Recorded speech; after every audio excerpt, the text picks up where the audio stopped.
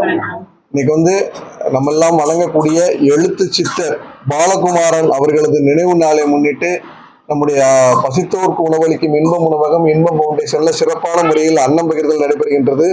அவர் 100க்கும் மேற்பட்ட சிறுகதைகளையும் 200க்கும் மேற்பட்ட நெடுங்கதைகளையும் சில கவிதைகள் கட்டுரைகள் எழுதி உள்ளார். மொத்தத்தில் 40 ஆண்டுகளில் 300க்கும் மேற்பட்ட புத்தகங்கள் எழுதியிருக்கிறாரு. அவர் எழுதிய மெர்க்குரி பூக்கள், இரும்பு குதிரை, உடையார், தாயுமானவன் ஆகிய நாவல்கள் ரொம்ப புகழ்பெற்றவை.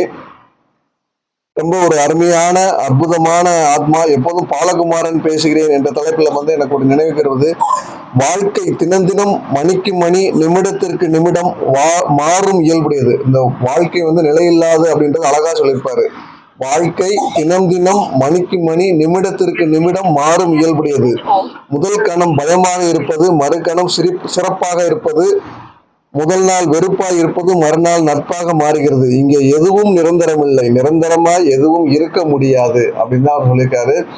எப்பொழுதுமே பாலகுமாரன் சொல்லும் போது அவருடைய குரு யோகிராம் சுரத்குமார் ஞாபகம் வந்துடும்.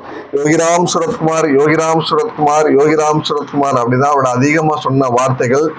அவருடைய நினைவு நாளில் நம்முடைய பசித்தோருக்கு உணவளிக்கும் இன்பம் ஃபவுண்டேஷன் உணவளித்து அவருடைய ஆத்ம சாந்திக்காக நம்ம எல்லாரும் ஆத்மார்த்தமா இறைவனை பிரார்த்தனை பண்ணுவோம்.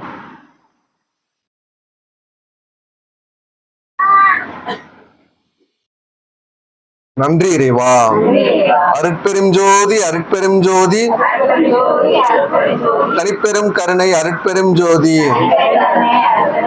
எல்லா உயிர்களும் இன்புற்று வாழ்க, வாழ்க வையகம், வாழ்க வளமுடன். ஓம் சாந்தி, ஓம் சாந்தி, ஓம் சாந்தி. நன்றி இறைவா.